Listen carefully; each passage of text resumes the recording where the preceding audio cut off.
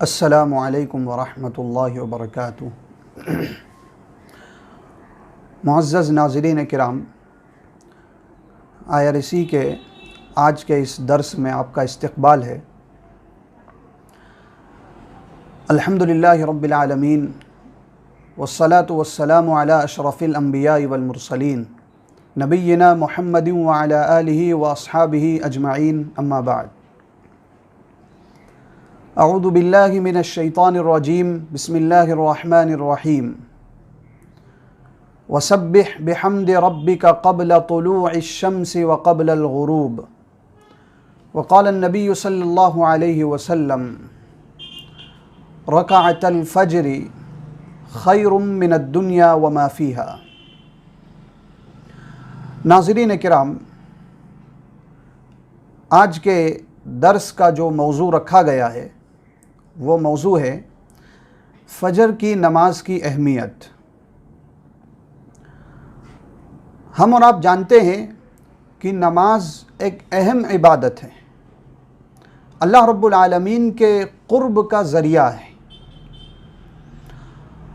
और इसकी अहमियत का अंदाज़ा आप इसी बात से लगा सकते हैं कि दीन इस्लाम की जितनी इबादतें हैं, तमाम इबादात की फ़र्ज़ियत रूए ज़मीन पर हुई, लेकिन जब नमाज की बारी आई तो अल्लाह रब्बुल आलमीन ने नबी अकरम सल्लल्लाहु अलैहि वसल्लम को मेराज पर बुलाया और वहाँ आसमान पर इस नमाज की फ़र्ज़ियत की, यानी नमाज को वहाँ पर फ़र्ज़ किया, जिससे इसकी अहमियत का अंदाज़ा होता है।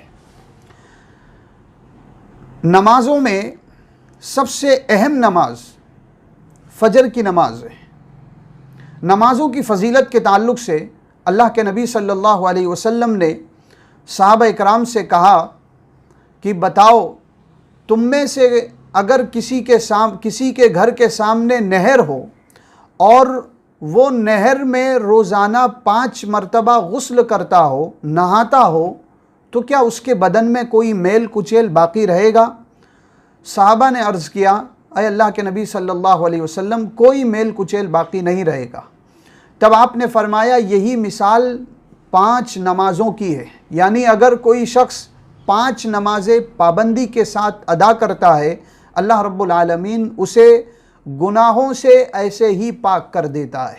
इसीलिए एक हदीस में अल्लाह के नबी सल्लल्लाहु अलैहि वसल्लम ने इरशाद फरमाया, जो शख्स 5 वक्त की नमाज़ें पाबंदी के साथ पढ़ता है, ऐसे ही जुमा की नमाज भी पढ़ता है, तो इनके दरमियान जो वक्फ़ा रहता है, उन वक्फ़ों में किए हुए गुनाह अल्लाह रब्बुल आलमीन इन नमाज़ों की बरकत से माफ़ कर देता है।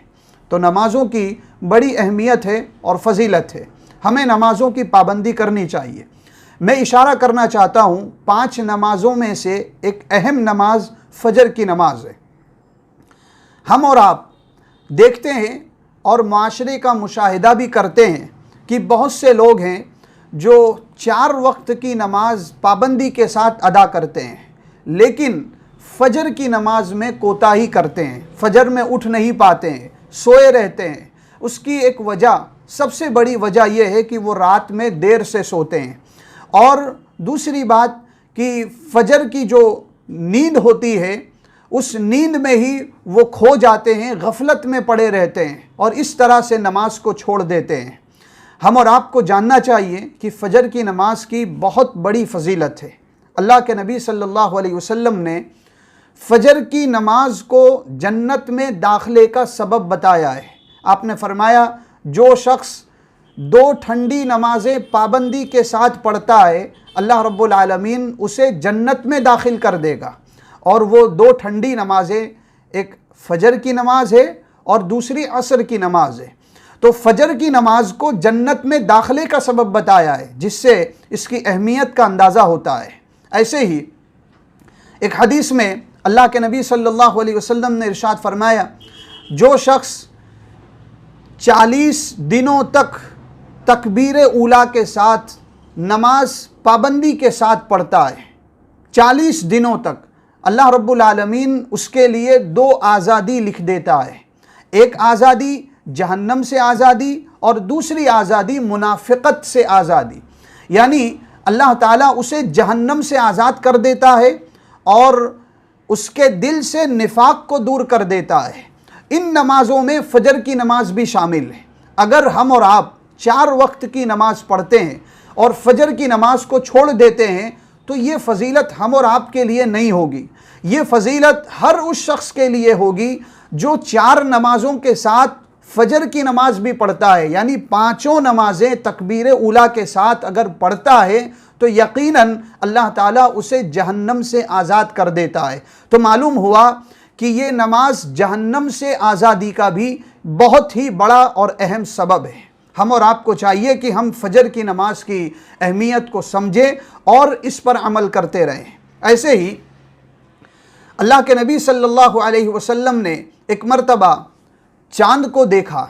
सहाबा भी मौजूद थे, सहाबा भी चाँद को देखने लगे। आपने सहाबा को मुखातब किया और कहा कि ऐ मेरे सहाबा बताओ, इस चाँद को देखने में तुम्हें कोई तकलीफ़ हो रही है? सहाबा ने कहा नहीं, कोई तकलीफ़ नहीं। आपने फरमाया कि इस चाँद को देखने में जिस तरह से कोई तकलीफ़ नहीं, ऐसे ही तुम अपने रब को ठंडी आँखों से देखोगे, या अपने रब को देखने के बाद तुम्हारी आँखें ठंडी हो जाएंगी। फिर आपने कुरान मजीद सूरह क़ाफ की आयत करीमा तिलावत की, वसब्बिह बिहम्दि रब्बिका क़ब्ल तुलूइश शम्स व क़ब्लल ग़ुरूब। आपने फरमाया कि ऐ मेरे सहाबा, तुम अपने रब की तस्बीह हम्द के साथ बयान करते रहो। वसब्बिह बिहम्दि रब्बिका क़ब्ल तुलूइश शम्स, सूरज के तुलू होने से पहले और सूरज के ग़ुरूब होने से पहले। यहाँ भी 2 नमाज़ें मुराद ली गई, एक तो सूरज के तुलू होने से पहले यानी फ़जर की नमाज, और सूरज के ग़ुरूब होने से पहले यानी असर की नमाज, जिससे मालूम हुआ कि फ़जर की नमाज का अदा करना कितना अहमियत का हामिल है। हम और आप अगर इसकी अहमियत को जानना चाहते हैं, फ़जर की नमाज की कितनी अहमियत है, तो इसकी सुन्नतों की जो फजीलत है उसे जान लेना चाहिए।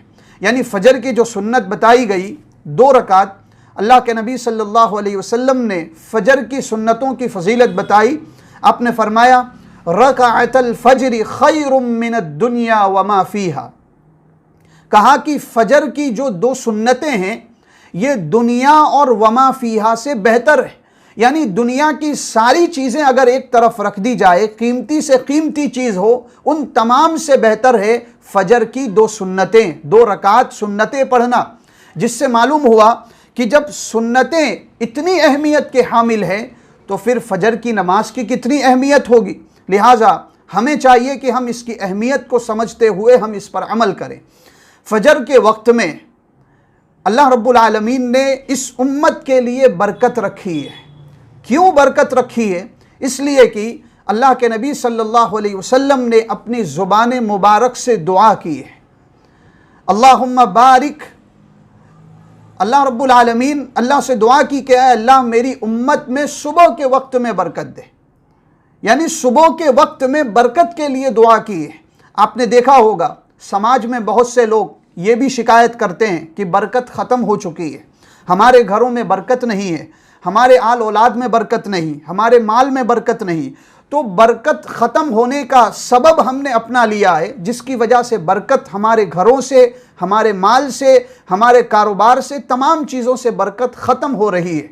तो बरकत अगर हासिल करना है तो फ़जर की नमाज की पाबंदी शुरू कर दीजिए और इसका एहतमाम करें। और उसके बाद फ़जर के बाद हमें जो बरकत का वक्त बताया गया, इस वक्त में हमें भलाई के काम करते रहना चाहिए। और कारोबार में भी लग जाएं तब भी कोई कबाहत की बात नहीं, लेकिन फ़जर के वक्त में ही इस उम्मत के लिए बरकत रखी गई। लिहाजा इस वक्त को गनीमत समझते हुए, अहमियत देते हुए इसका एहतमाम करें, इस वक्त का सही फ़ायदा उठाएं। ये फ़जर की नमाज की कुछ अहमियत कुरान और हदीस की रोशनी में मैंने आपके सामने रखी। अल्लाह रब्बुल आलमीन से दुआ करता हूँ बारे इलाहा हमें तमाम नमाज़ों की हिफाजत करने की तौफ़ीक अता फ़रमाए, खुसूसन फ़जर की नमाज को पाबंदी के साथ अदा करने की तौफ़ीक अता फ़रमाए। आमीन। व आखिरु दावाना अनिल हम्दुलिल्लाहि रब्बिल आलमीन। वस्सलामु अलैकुम व रहमतुल्लाहि व बरकातुहू।